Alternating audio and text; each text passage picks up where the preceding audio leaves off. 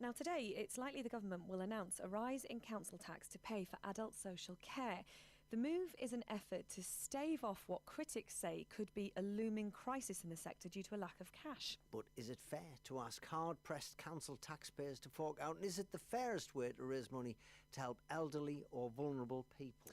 Well, let's talk first to Tony Stein, who's Chief Executive of Healthcare Management Solutions, which runs 26 care homes here in the North East.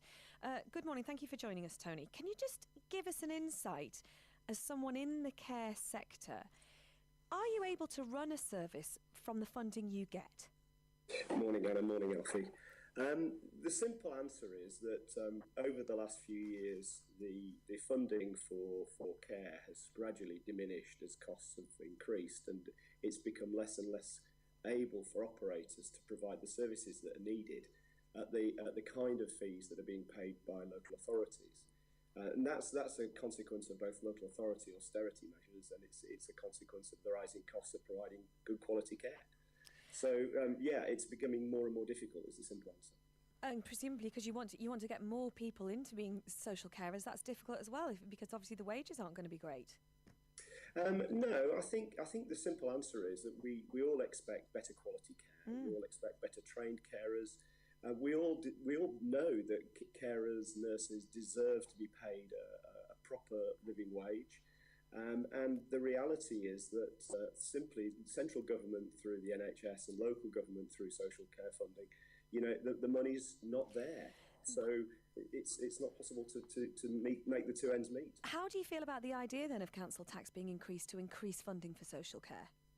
Well, I think the first thing to say is that it's good that the government's finally acknowledging that more money is needed in the system. But I think it's like watching somebody knock nails in with a rock. It's the wrong tool for the job.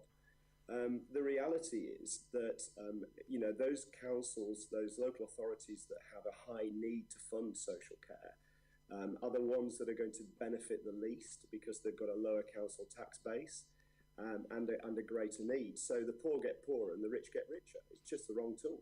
Are there any alternative solutions then, Tony? What would you like to see local councils or the government do to ease these issues caused by an ageing population? Well, I think there's Theresa May's right that there has to be a longer-term solution because obviously with an ageing population, there's more and more people going to need funding, and there's a reducing tax-paying base to fund it. So there's a long-term solution, but it is a very long-term solution. The short-term solution is, in my mind, is there's a Better Care Fund which was put together in 2013-14 of about 5.3 billion. That was supposed to help to fund frontline care. And none of that is reaching frontline care services. And if you ask any operator or any commissioner or any CCG, they're saying the same thing. This money is not reaching the front line. If it did, that, to be honest with you, fixes the problem. If it doesn't, will people suffer? Absolutely. And, we're seeing this already. In the last year, CQC acknowledged that there were some 17,000 beds lost in the sector and some 12,000 beds gained. But the problem is the 12,000 beds that are gained are providing to people who can fund their own care. The 17,000 beds lost are those that sadly are having to provide to those who need local authority funding. So the choice that people have for care homes and the quality of the provision is going to decline. So long term, if council tax isn't going to sort this out, are we looking at increases in income tax? Ultimately, we all want more, and that costs money. So it potentially is one of the answers. But this is a can that's been kicked down the road for decades now, because no government likes to give the bad news to everybody that this is going to cost us more.